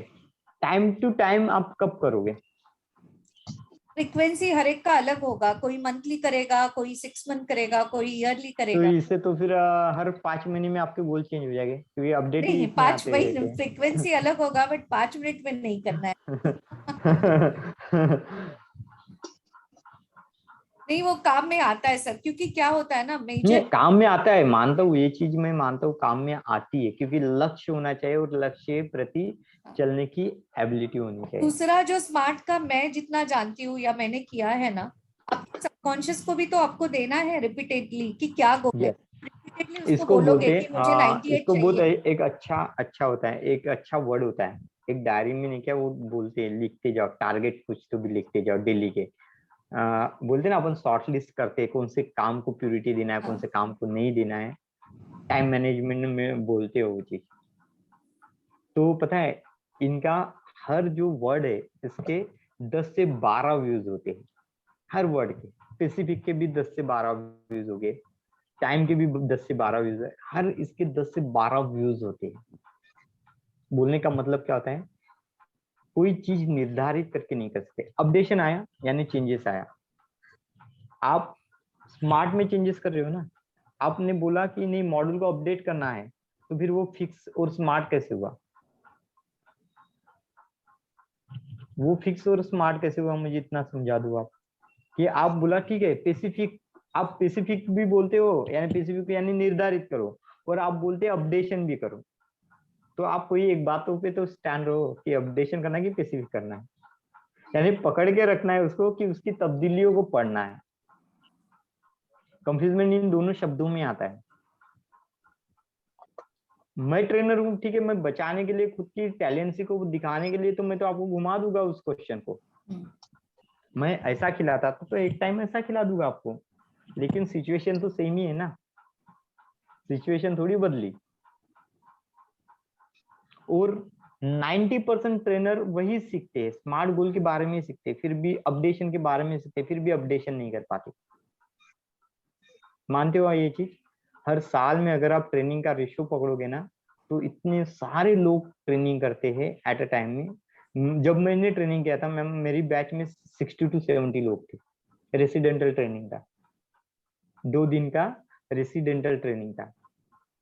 कुछ भी करो ट्रेनर बोलता था तुमने गलत किया, क्योंकि उसको पता है इसको, इसके माइंड को हैक करना है। बोलेगा वो क्या बोलेगा, वो तुम्हें गलत किया। जैसे हमको और एक गेम खिलाया था, 4 अलग अलग वेट के बॉल दिए थे और बकेट रखी थी, इसको अलग अलग डिस्टेंस से खुद की एनर्जी को मेजर करना था और उस डिस्टेंस से उस बॉल को बकेट में डालना था।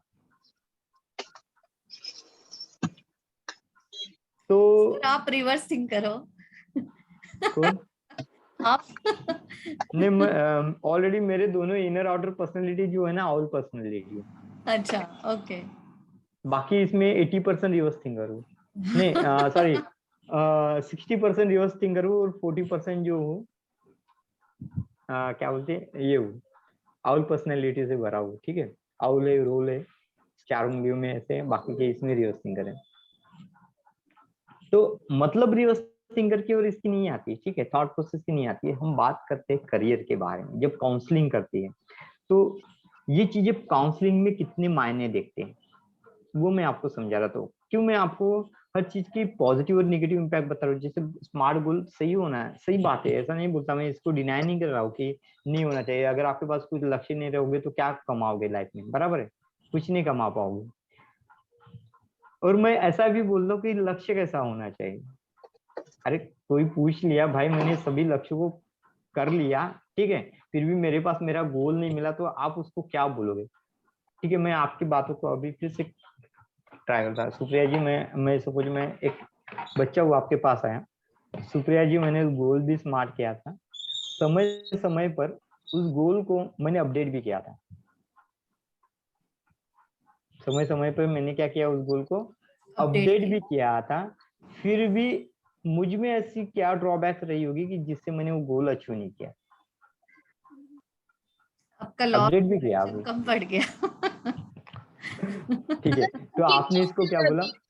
हाँ, आपने क्या बोला इसमें मुझे एक, सर आपका लॉ ऑफ अट्रैक्शन कम गिर गया। ठीक है, तो मैं बोलता कि जब मैंने मैम इतनी ट्रेनिंग की थी तो यहाँ पे लॉ ऑफ अट्रैक्शन की तो ऐसी कोई बात ही नहीं हुई थी, ये तो टर्म एंड कंडीशन में ही नहीं था। तो जब आप ऐसे आंसर देते हो आपका लॉ ऑफ अट्रैक्शन कम था, आप सेकंड आंसर देते हो ये आपके कार्मिक में था, हो सकता है ये आपके कर्मा में नहीं था, हो सकता है इससे बेहतर चीज आपके लाइफ में थी, तो ये हम हमारे आंसरिंग के अनसक्सेस को दर्शाते हैं। हम ऐसे आंसर कब देते हैं, हवा में उड़ाने वाले आंसर कब देते हैं, जब हम खुद में उस आंसर को लायबल नहीं समझते। मानते हो चीज, कोई भी होता है, कोई ट्रेनर होता है, ऐसा नहीं बोलता नहीं कि सबके पास सबके जवाब हो गए, ठीक है, सबके पास सबके जवाब नहीं होते, मानता हूँ ये भी चीज मानता हूँ, हमारे पास भी नहीं होते। जो आप पूछता है तो हम कभी कभी बोलते मैम इसका आंसर मैं कर दूं, क्यों हम बोलते ऐसा, क्योंकि हो सकता है कि हमारे ब्रेन ने वो एनालिसिस नहीं किया, लेकिन आपके क्वेश्चन ने जब वो पूछा तो मुझे वो एनालिसिस करने की जरूरत पड़ गई, तो उसके लिए मैं टाइम ड्यूरेशन होता है। ऐसा नहीं कि मैंने वो चीज पढ़ा नहीं है, मैंने तो उसके रिलेटेड 10 किताबें पढ़ ली।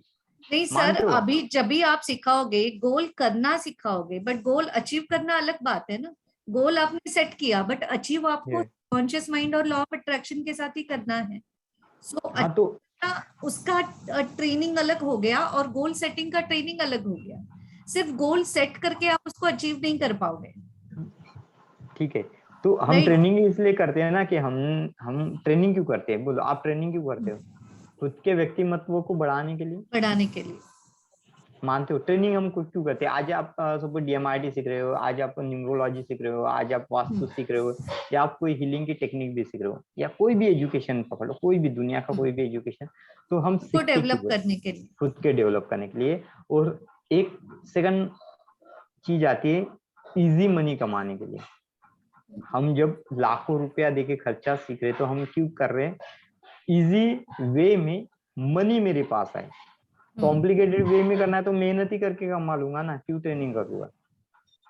कॉम्प्लिकेटेड वे में मुझे पैसा कमाना होता तो मुझे क्यों ट्रेनर बनने की जरूरत है, या क्यों मुझे ट्रेनिंग सीखने की जरूरत है, मैं तो ऐसे ही मेहनत करके कमा लूंगा। लेकिन हम चाहते हैं कम लॉसेस में ज्यादा आउटपुट निकले। बोलते ना, आपको जमीन का अगर सही ज्ञान होगा, जमीन होता है, अर्थ का सही ज्ञान होता है, तो आप उसमें कम अमाउंट में भी ज्यादा पिक ले सकते हो। खेती में ऐसे बोलते ना, तो तब से क्या चालू किया, अर्थ का मूल्यांकन करना चालू कर दिए। खेती का मूल्यांकन करते हैं, यानी मिट्टी का मूल्यांकन होता है, और बोलते कि इस मिट्टी में क्या सबसे ज्यादा उपजाऊ हो सकता है, इस चीजों को आइडेंटिफाई करते हैं। तो स्मार्ट गोल का एक ही डेफिनेशन बोलता हूँ मैं, ठीक है, स्मार्ट गोल में एक ही डेफिनेशन, स्मार्ट गोल के साथ अगर जो अटैच हो जाए और वो गोल 100% सटीकता में आ जाता है, वो होता है परफेक्टनेस। और सेकेंडरी बात होती है, कोई भी बिजनेस करने के लिए हम हमेशा एक क्वेश्चन पूछते हैं कि क्या चाहिए तुमको, तो लोग बोलते पैसा, लोग बोलते पीपल, लोग बोलते नॉलेज। तो सबसे महत्वपूर्ण बात आती है स्पेसिफिक गोल में या कुछ भी, आपकी दृढ़ निर्णय क्षमता, डिसीजन मेकिंग एबिलिटी। हर चीज तब फुलफिल होती है, देखो आपने, मैंने बोला ना सभी कुछ होती है, ठीक है, टाइम ड्यूरेशन ज्यादा है, टाइम ड्यूरेशन ज्यादा है। अभी सेम कैरेक्टरिस्टिक में जाते हैं, हम सेम सवाल की तरफ जाते थे, जो पहला क्वेश्चन मैंने आपको डाका था कि हम अच्छे स्मार्ट गोल है, चलो मैं स्मार्ट गोल है मेरे पास, ठीक है, मैंने स्मार्ट गोल को स्पेसिफिक करके चला, तो मैंने यहाँ से निकला, मैंने दूसरे दिन मेरा समय बचाने के लिए मैंने क्या किया, मेरी टिकट को भी बुक कर लिया। लेकिन जब मैं स्टेशन में जाता हूँ तब मेरे दिमाग में वो बोलता है कि भाई बस 1 घंटा लेट है, ठीक है, तो मैं इस भी पॉसिबिलिटी को लेके घर से निकलूंगा कि अगर मेरी बस टाइम से नहीं निकली तो सेकंड ऑप्शन मेरे पास क्या रहेगा, तो मैं क्या करूँ, झट से दूसरी बस कैरी करूंगा या जैसे दूसरा ट्रांसपोर्ट देखूंगा। तो ये क्या होती है आपकी परफेक्ट प्लानिंग। अगर ये चीज नहीं होती है तो आपने सेकंड ऑप्शन को भी अपने साथ में कैरी किया, सेकंड थिंग को भी पढ़ा, ठीक है। कभी कभी ऐसे होते हैं ना, कोई कोई वेज हमको जाना रहता है और हम शॉर्टकट के चक्कर में लॉन्ग कट मार लेते हैं, क्योंकि हर लोगों को शॉर्टकट पसंद आता है कि easy money, easy way, easy time, time consuming. तो जब कभी हम करियर भी करते डिसाइडेड करते तो लोग बोलते कि भाई ये वे से तू जा सकता है, लेकिन हर वे हर किसी के लिए शॉर्टकट हो जरूरी नहीं है। जिस थिंग को आपका दिमाग पकड़ पाता है उस थिंग को मेरा दिमाग पकड़ पाए जरूरी नहीं है। तो इसकी जो क्रियाशीलता होती है, स्मार्ट कर्म की जो क्रियाशीलता बनती है वो डिसीजन मेकिंग एबिलिटी पे बनती है। निर्णय लेने की क्षमता अगर वो नहीं है तो उस समय में उतने ही नॉलेज को, उतने ही टेक्निक को, उतने ही टाइम को आप दूसरे चीज में कैसे कन्वर्ट कर सके। अपडेशन नहीं आता। अपडेशन यानी उसी चीज को बढ़ाना या उसके करंट अफेयर को ध्यान में रखना। अपडेशन यानी क्या होता है, उसके रिलेटेड चीजों को पढ़ना और उसके रिलेटेड चीजों को अपग्रेड करना, ये होता है अपडेशन। ये क्या होगा, ये अपडेशन हो गया। गोल में हम अपडेशन करते तो क्या कहते हैं हम, जिसे आपने इंजीनियर बनने का सोचा तो आप करंट रेशियो पढ़ते रहोगे, उसके पेपर मॉड्यूल को पढ़ते रहोगे। यानी जैसे 7 साल पहले का आप पढ़ाई या बुक्स प्रीफर नहीं करोगे, करंट में पेपर प्रीफर करोगे। लास्ट टाइम के क्वेश्चन के पैटर्न को पढ़ोगे। पहले हार्ड क्वेश्चन ज्यादा आते थे, अभी सॉफ्ट क्वेश्चन ज्यादा आने लगे। तो ये हो गया अपडेशन, ये हो गया अपडेशन। लेकिन 10-9 पास का फ्यूचर तो कोई प्रेडिक्ट ही नहीं कर पाता। फ्यूचर किसी ने प्रेडिक्ट किया है? तो आपने जो पढ़ाई सीखी तो उसका सेकंड प्रावधान आपके पास होना चाहिए कि ये मेरी पढ़ाई का ये नॉलेज जो होता है यहाँ पे काम नहीं आएगा तो दूसरा कोई ऑप्शनल थिंग होगा जिसमें वो नॉलेज काम में आएगा। Opportunities and way, decision making ability, यानी आपके पास वो गाड़ी नहीं थी, सब कुछ अच्छा था तो आपने सेकंड थिंग आपने किया क्योंकि आपके पास टाइम ड्यूरेशन वही था। टाइम ड्यूरेशन चेंज नहीं करना है आपको, टाइम ड्यूरेशन वही है। तो वही टाइम ड्यूरेशन में उस चीज के या लाइक चीज तक पहुंचने के लिए आपको क्या प्रावधान करना चाहिए। तो इसमें आपका एक स्मार्ट गोल में एक महत्वपूर्ण बात आती है, डिसीजन मेकिंग एबिलिटी, सही समय में सही निर्णय लेने की एबिलिटी। तो इसको हम प्लान बी भी कह सकते हैं ना, कि प्लान ए और प्लान बी। मतलब प्लान बी तो बोला ही ना मैंने इसको, आइडिया फॉर्मेशन। या आप ये भी जज करोगे, अगर स्टेशन पे जाते ही मुझे पता चलता है वो गाड़ी कैंसिल हो गई तो दूसरा व्हीकल को पकड़ने का डिस्टेंस कितना आता है, दूसरा व्हीकल मुझे कितने डिस्टेंस में मिले। फॉर एग्जांपल दिल्ली और मुंबई जैसे सिटी में आपको, ठीक है, वहां पे तो पहले मारा मारी होती है, रास्ते में ट्रैफिक जाम, ये जाम वो जाम, ठीक है। तो आप उस समय को कैलकुलेट करके निकलोगे फिर, यानी अवेयरनेस। और इसके साथ एक चीज कौन सी जुड़ेगी, अवेयरनेस की। जिस चीज में आप पूछे उस चीज का अवेयर यानी डिटेल नॉलेज होना। कोई सिटी में आप ऐसे थोड़ी चले जाओगे, उसमें रेस्टोरेंट कितने हैं, रुकने की जगह है कि नहीं, खाने की जगह है कि नहीं। आप फैमिली के साथ जा रहे हो, अकेला बंदा है तो चलो मानते हैं स्टेशन में भी सो जाएगा, लेकिन आप बीबी बच्चों को लेके जाओगे तो टाइम तो बोलोगे वहां पे तो अच्छा होटल देख के मैं बुक कर लूंगा। बहुत बार ट्रैवलिंग में पता है लोगों के प्रॉब्लम हो जाते हैं। आप जिस होटल को बुक करने जाते हो टाइम पे पता चलता है उस होटल की वो रूम जो होते हैं आपके लिए अलोकेटेड ही नहीं होती। रहता है होटल वाला लेकिन देता नहीं है कभी कभी। सर ये तो मैं बोल सकती हूँ, एक जन हम लोग फैमिली में गए थे फैमिली के साथ, तो वहां पे बुक हुई, बोलता है कि नहीं कैंसिल, सब पैसा भर दिया, सब बुकिंग हाथ में, बोलता है नहीं है अभी। होता है ना ऐसा, डेफिनेटली होता है। तो आपका तो सभी निर्धारित था, तो तब जाके अगर ये सिचुएशन खड़ी हो जाती वहां पे एंड मोमेंट में, यानी सोर्स टू डेस्टिनेशन, अभी हमने पूरा बीच का प्लानिंग कर लिया डेस्टिनेशन का, अगर वो प्लानिंग अगर सब कुछ वहां पे मिस हो गया तो सेकंड ऑप्शन क्या करोगे। तो यही आपकी डिसीजन मेकिंग एबिलिटी, यहाँ पे काम में आती है आपकी डिसीजन मेकिंग एबिलिटी। डायरेक्ट आप उस पे चढ़ोगे तो बोलते मैम आपने टर्म एंड कंडीशन नहीं पढ़े होगे। वो क्या बोलेगा, होटल वाला क्या बोलेगा आपको, मैम आपने टर्म एंड कंडीशन नहीं पढ़े हमारे इसमें। जब आप रूम बुक कर रहे थे तो वहां पे टर्म एंड कंडीशन भी पढ़ना होता है, आपने तो जल्दबाजी में वो भी नहीं पढ़ते।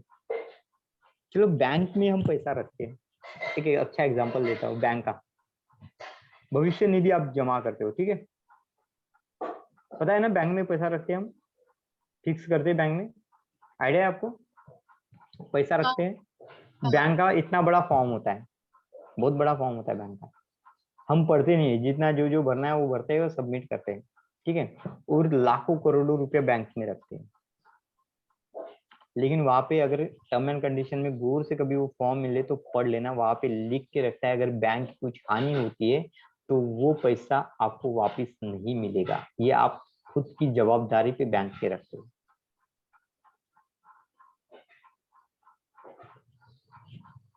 बैंक आपसे क्लैरिफिकेशन लिख के लेती है, हम साइन भी करते हैं बिना पढ़े, होता है ऐसा। एक बार हुआ था बैंक ऑफ बड़ौदा, यहाँ पे डकैती हुई थी, तो पूछो आगे कस्टमर को कितना पैसा तुमको मांगा, हार्डली लाख 1.5 लाख रुपए मिला हो।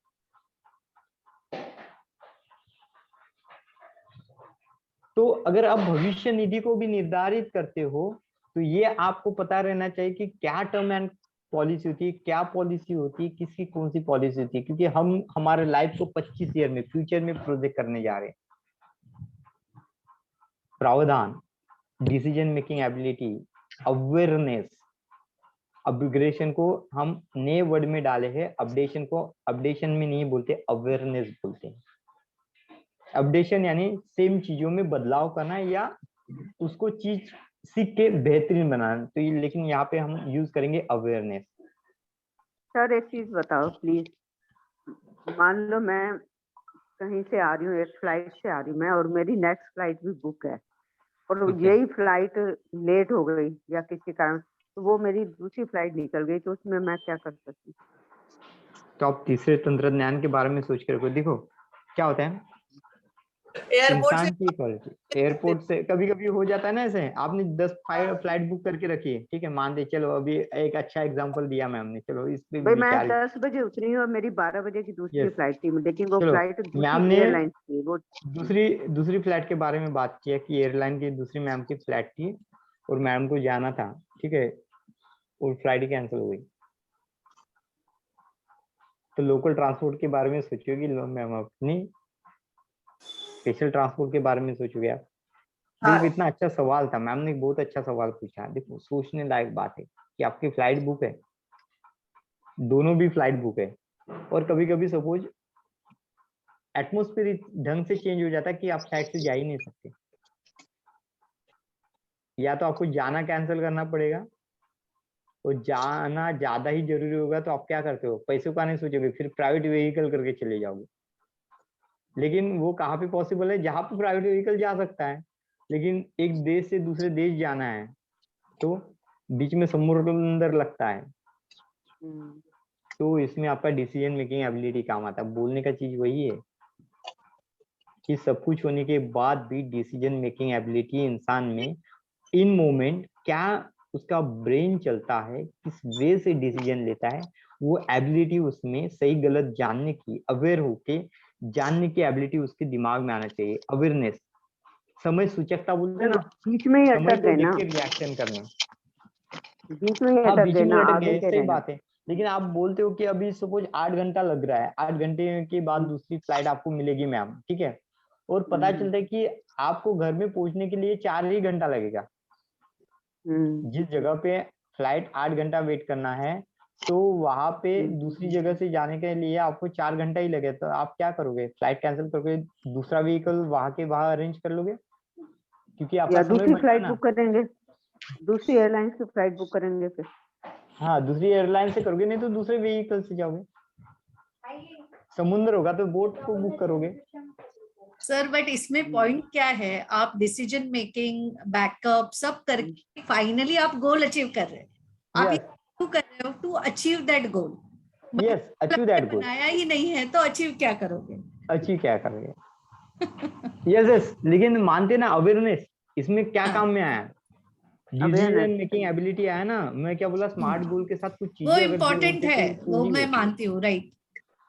स्मार्ट गोल स्मार्ट होने से नहीं, उसमें अचीवेबल। किसका गोल स्मार्ट था मैम? धीरू भाई अंबानी ने नहीं सोचा था कि मेरा पूरा वर्ल्ड में बिजनेस फैलेगा, उनको तो एक अच्छा बिजनेसमैन बनना था, ना कि पूरे वर्ल्ड में बिजनेस बनाना था। मानते हो? एक वो अपडेट होता गया ना सर, पहले अपडेट नहीं होता फिर गया, बनना था, ये करना था, फिर वो हायर गोल होता गया। अपडेट होता गया, मानते हो? हाँ, अपडेट लेकिन होता अपडेट गया। भी कब हुआ? तो उनको उस टाइप के लोगों को पकड़ना भी आ गया, अवेयरनेस जानी ना उन्होंने। अपडेशन, आपने अपडेशन 10 कर लिए, अपडेशन कब लेकिन आएगा? आपका आप पहला सिचुएशन अचीव करोगे। अवेयरनेस पहले अचीव करोगे, हाँ, बाद में फिर अवेयर आप लाओगे। उसको बढ़ाओगे। अचीव कब करोगे? जब अवेयरनेस लाओगे। आपने 1 करोड़ का टारगेट अचीव किया तो आपका दूसरा ये 10 करोड़ का होगा। 10 करोड़ 10 का होगा, आप मानता अचीव हूँ। करते हो तो आप 100 का करोगे, तो ठीक है, हमने प्लानिंग किया 10 करोड़ का, तो सच में 10 हाँ। करोड़ कमाएंगे? प्लानिंग किया 10 करोड़ का, कमाएंगे? आप जो पैसा कमाते हो ना मैम, देखो 90% बिजनेस में क्या होता है, बिजनेस में डूब जाता है, स्टार्टिंग में बहुत हाइट पे जाता है और अचानक से धड़ से जमीन में आ जाता है। क्यों आया? समझ सूचकता, अवेयरनेस, डिसीजन मेकिंग एबिलिटी और बिजनेस की ट्रेडिशनल मेथड। नोकिया आज अनिल आपको अंबानी दिखता का है? देख एक लो ना। टाइम में नोकिया का इतना बड़ा बिजनेस था, आज किसी के हाथ में नोकिया दिखते हो आप? किसका सर? नोकिया दिखते हो? हाँ, नोकिया बिल्कुल नहीं है सर। अनिल सैमसंग अंबानी दिखा को गया, देख लो, उसके मुकेश बाद अंबानी को में देख लो। जापान की सैमसंग की टेक्नोलॉजी आई थी, सैमसंग अभी भी मार्केट में टिका है, महंगे इसमें क्वालिटी में दे रहा है। क्योंकि इन्होंने खुद को टाइम टू टाइम अपडेट किया है। नोकिया सबसे बड़ा एग्जाम्पल दिया जाता है अपडेशन फेलियर नहीं का, मैम, क्यों? यस, फेल्यूर का क्यों अपडेशन दिया जाता है? उनमें क्योंकि अवेयरनेस नहीं उन्होंने था। टाइम के साथ खुद को बदला नहीं ना सर। टाइम के साथ बदलना नहीं, उनके पास समय को देख के अवेयरनेस नहीं आया कि फ्यूचर को लॉन्च करना है। समय सूचकता, अपडेशन क्या होता है? अपडेशन बदलाव होती है खाली, अपडेशन यानी बदलाव, ठीक है। लेकिन 10 साल में क्या चीजें आने वाली है, समय सूचकता को क्या लोगों की नीड हो सकती है, उसके अनुसार चीजों को चेंज करना, क्या बोलोगे? अवेयरनेस। अपडेशन डिफरेंट थिंग होती है, अवेयरनेस डिफरेंट थिंग होती है। अपडेशन हर किसी के पास रहता है, अपडेशन हर किसी के पास रहता है, लेकिन अपडेशन को जब अवेयरनेस के साथ जोड़ते हो तो ही आप सही में बिजनेस कर सकते हो। शेयर मार्केट, कब पैसा डालना, कब पैसा निकालना आना चाहिए। तो उसमें क्या चाहिए आपको? मार्केट का अवेयरनेस। मार्केट का अवेयरनेस ही तो लगता है यहाँ पे। चलिए, टॉपिक बहुत बड़ा है वैसे, कभी हम कॉर्पोरेट ट्रेनिंग में मिलेंगे, सर आप ऐसा सॉफ्ट कहना स्किल चाहते ट्रेनिंग में हैं मिलेंगे हम। आप ऐसा सर एक कहना चीज और बता दीजिए, हार्डवेयर है हमारे पास, हार्डवेयर एक है चीज और हमारे बता पास दीजिए और हम रेडी भी सर। है हमारे पास, वो शेयर मार्केट का सब चीज है। लेकिन अगर हम अवेयर नहीं है, मतलब हम उसके बारे में जानकार नहीं है और हम करते नहीं है उसके में कुछ भी, तो हम शेयर मार्केट में कुछ भी नहीं कर पाएंगे। ऐसा कह रहे हैं ना, अवेयर होना चाहिए। अवेयर यानी करंट चीजों से भी अवेयर होना चाहिए। अवेयर यानी क्या होता है, आप एक ही चीज को लेके नहीं पढ़ते हो, उसके रिलेटेड चीजों को। शेयर मार्केट में एक ही इसमें पैसा नहीं लगाते हो आप, उसमें अलग अलग कॉइन्स होती है, अलग अलग डिजिटल करेंसी म्यूचुअल होती है, उस फंड और ये करेंसी सब। पे आप पैसा लगाते हो या शेयर में पैसा लगाते हो।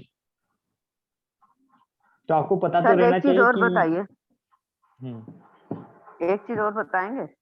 हाँ अब पूछो ना। धीरू अंबानी के दो बेटे थे ना, मुकेश हाँ, अंबानी और अनिल अंबानी, और यस दोनों ही बिजनेस माइंडेड हैं। तो फिर एक यस कैसे वो पीछे हो गया, एक कैसे आगे हो गया? अपग्रेड तो उसने भी किया ही होगा। Yes, awareness. अपग्रेड तो उसने किया। इसमें दो चीजें आप देखोगे, एक बच्चा छोटा था, एक बच्चा बड़ा था, ठीक है। एक बिजनेस में बाप जब जिंदा था तब से बिजनेस में था, और एक बिजनेस में उसने कदम रखा जब बाप मरने के बाद रखा।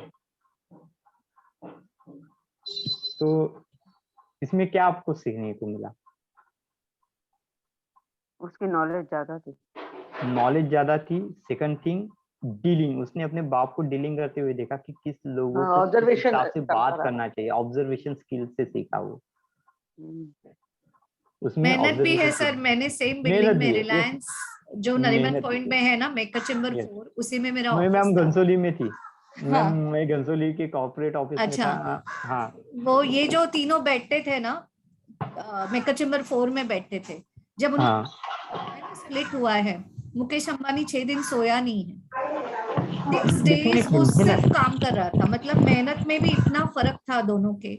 ये थोड़ा सा ये बच्चा फिल्म थोड़ा लाइन लाड बाकी प्यार वो में है सब। ना, प्यार प्यार में बड़ा हुआ है बच्चा, छोटा बच्चा है घर का, हम्म। जवाबदारी कम समझ में आती है, बड़े में ज्यादा जाती है।